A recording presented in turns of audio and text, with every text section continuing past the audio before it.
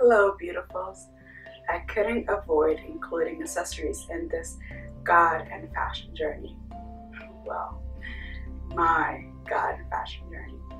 So I discovered footwear details previously in Genesis chapter 14, verse 23, regarding shoe straps and shoelaces. And now, in the following verses, I encountered other accessories, and in which one of them can be a little controversial in today's Western society. With that said, let's see what I found in the Word of God using the Jewish Bible. Genesis chapter 24, verse 22. Now it came about when the camels had finished drinking, that the man took a golden nose ring weighing half a shekel, and 2 bracelets for her hands, weighing 10 gold shekels. Verse 30. And it came to pass, when he saw the nose ring and the bracelets on his sister's hands, and when he heard the words of his sister Rebekah, saying, So did the man speak to me, that he came to the man, and behold, he was standing over the camels at the fountain. Verse 47. And I asked her, and I said, Whose daughter are you? And she replied, The daughter of Bethuel, the son of Nahor, whom Michal bore to him. And I placed the nose ring on her nose and the bracelets on her hands. Now, these 3 verses describe what a traditional engagement would have been like in those times. According to BibleHub.com, Isaac marries Rebekah around 2026 BC. Yes, quite ancient times, but surprisingly, some cultures today still practice these marital customs. Americans mostly, and in most Western cultures, see the sign as a ring with a nice rock popping out of it, and yes, placed on her finger. And when I read this in the Bible, to be honest, I was a little shocked. The Bible specifically says a ring, but this would be a little frowning upon, or a little saddened, or I don't know, upon the conservatives, because it doesn't say a ring for the finger or for the ear like the King James Version describes as. It actually says a ring for the nose, a nose ring. Yeah. According to the Matthew Henry Concise Commentary, in Eastern countries like Arabia and Persia, and especially at this time, the beautiful bride-to-be would be given ornaments that were commonly worn for married people. And it was very appropriate and fitting to see engaged and married women with jewels and a lot of bracelets all decked out.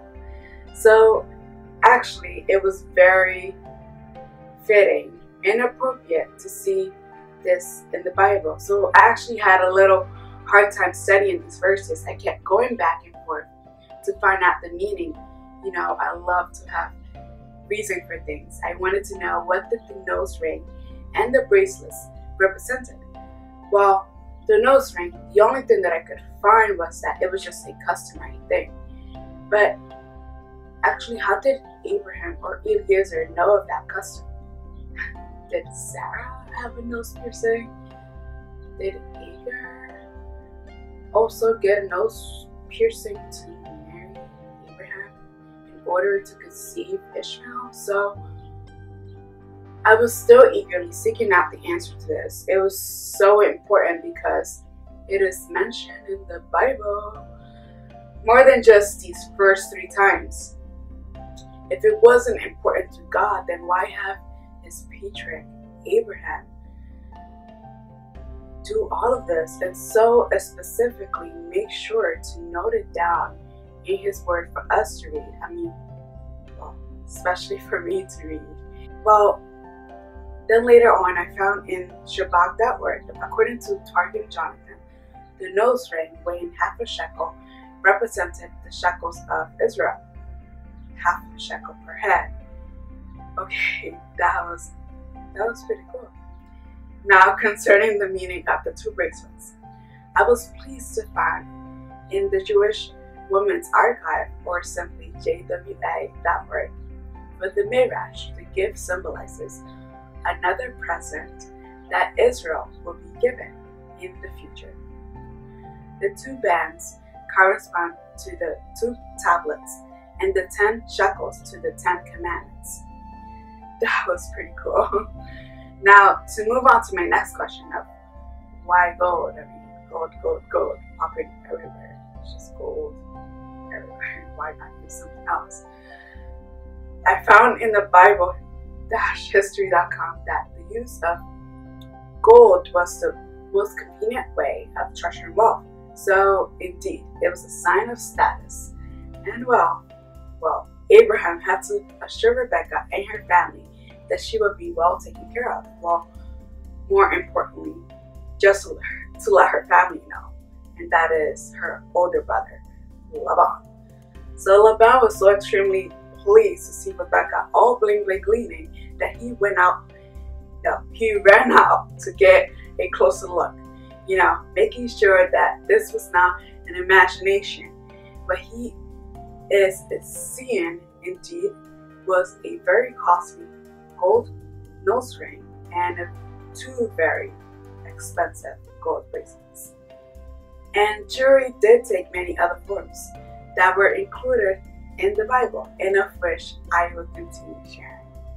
Now, for my illustrations, I wanted to solely emphasize jewelry. I represented Rebecca in a silhouette form to block her out, and I just spent most of my time just creating gold jewelry with watercolor. I illustrated 3 different designs, each with its own verse. I wanted to expand from creating a conclusion of what an original ancient Jewish jewelry design would have been. And even though I did take a lot of time in researching ancient Jewish jewelry, I began to just let it go and just simply dream. And in my dream, Rebecca is in awe with no words to express of how precious and dazzling these gifts were to her. And in this very simple, ordinary day,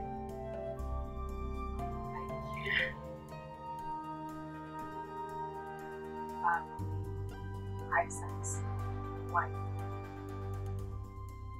Okay, now I really want to get my nose finished. Seriously.